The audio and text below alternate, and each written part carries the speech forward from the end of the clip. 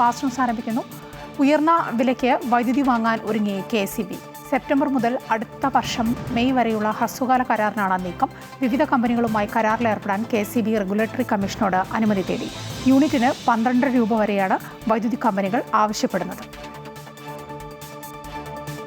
ഓണക്കാലത്ത് സംസ്ഥാനത്ത് മദ്യവിൽപ്പനയിൽ വൻ വർധനവ്. ഉത്രാടം വരെയുള്ള 8 ദിവസത്തിനിടെ 771.29 കോടി രൂപയുടെ മദ്യമാണ് ബെപ്കോയും കൺസ്യൂമർ ഫെഡും വഴി വിറ്റഴിച്ചത്. കഴിഞ്ഞ വർഷത്തേക്കാൾ 76.33 കോടി രൂപയുടെ അധിക മദ്യവിൽപ്പനയാണ് ഇത്തവണ നടന്നത്. കഴിഞ്ഞ വർഷം ഇതേ കാലയളവിൽ 694.96 കോടി രൂപയുടെ മദ്യമാണ് വിറ്റുപോയത്. മിന്നൽ പ്രളയത്തിൽ നടുങ്ങി നേപ്പാൾ. ബോട്ടെക്കോശി നദി കരകവിഞ്ഞ് ഒഴുകി നിരവധി ഗ്രാമങ്ങൾ ഒലിച്ചുപോയി. മരണം 170 കടന്നു. 140 ഇന്ത്യക്കാർ ഉൾപ്പെടെ 800-ലധികം പേരെ കാണാതായി. ദുരിതാശ്വാസ പ്രവർത്തനങ്ങൾക്ക് സഹായം എത്തിച്ചതിന് ഇന്ത്യക്ക് നന്ദി അറിയിച്ച് നേപ്പാൾ പ്രധാനമന്ത്രി. നേപ്പാളിൽ വീണ്ടും മഞ്ഞുമല ഇടിയാൻ സാധ്യതയുണ്ടെന്ന് മുന്നറിയിപ്പ്. ബീഹാറിലും ഉത്തർപ്രദേശിലും ജാഗ്രതാ നിർദ്ദേശം. നേപ്പാളിൽ 53 മലയാളികൾ ഒറ്റപ്പെട്ട ഇടങ്ങളിൽ അകപ്പെട്ടിരിക്കുന്നതായി നോർക്ക. ഇവരെ കണ്ടെത്താനുള്ള ശ്രമം തുടരുന്നതായും നിലവിൽ ആശങ്കപ്പെടേണ്ട സാഹചര്യമില്ല എന്നും നോർക്ക CEO രാജേഷ് മാധവൻ അറിയിച്ചു. വരും മണിക്കൂറുകളിൽ കൂടുതൽ വിവരങ്ങൾ ലഭ്യമാകുമെന്നും CEO വ്യക്തമാക്കി.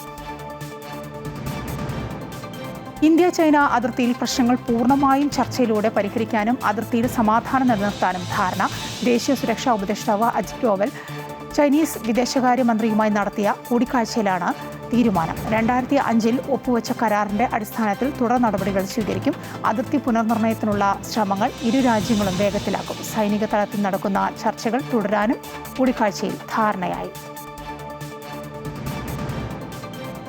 എറണാകുളം കൂത്താട്ടുകുളം കാക്കൂരിൽ ബസ് മറിഞ്ഞ അപകടം. വിവാഹ സംഘവുമായി പോയ ബസ്സാണ് അപകടത്തിൽപ്പെട്ടത്. ബസ്സിലുണ്ടായിരുന്ന 30ഓളം പേർക്ക് പരിക്കേറ്റു. 5 പേരുടെ പരിക്ക് ഗുരുതരമാണ്. ഇവരെ കൂത്താട്ടുകുളത്തെ സ്വകാര്യ ആശുപത്രിയിലെത്തിച്ചു. കാലടിയിൽ നിന്ന് ഇലഞ്ഞിയിലേക്ക് പോവുകയായിരുന്നു വിവാഹ സംഘം. ഇടതുവശത്തുകൂടി പോയ ഇരുചക്ര വാഹന യാത്രികൻ വലതുവശത്തുള്ള പെട്രോൾ പമ്പിലേക്ക് പെട്ടെന്ന് കയറാൻ ശ്രമിച്ചതാണ് അപകടത്തിന് ഇടയാക്കിയത്. ഇടുക്കി പൂപ്പാറയിൽ കാട്ടാന ആക്രമണത്തിൽ തമിഴ്നാട് സ്വദേശിയായ തോട്ടം തൊഴിലാളി മരിച്ചു.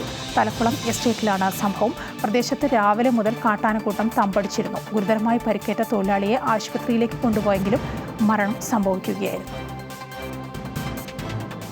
മലപ്പുറം വെട്ടത്തൂരിൽ 2 യുവാക്കൾ മരിച്ച സംഭവത്തിൽ ഇരുവർക്കും ഷോക്കേറ്റത് കോഴി ഫാം ഉടമ സമീർ അനധികൃതമായി സ്ഥാപിച്ച വൈദ്യുതി ലൈനിൽ നിന്ന്. കോഴി ഫാമിന് അകത്തുനിന്നും പുറത്ത് വൈദ്യുതി ലൈൻ സ്ഥാപിച്ചു. കുറുക്കന്റെ ശല്യം കാരണമാണ് പുറത്തേക്ക് ലൈൻ സ്ഥാപിച്ചതെന്ന് കോഴി ഫാം ജീവനക്കാരൻ.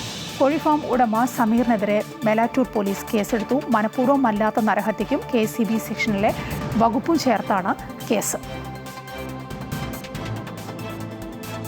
കോഴിക്കോട് താമരശ്ശേരിയിൽ പ്രവർത്തിക്കുന്ന അറവ് മാലിന്യ സംസ്കരണ ഫാക്ടറിയായ ഫ്രഷ് കട്ട് പൂട്ടാൻ ധാരണയായി.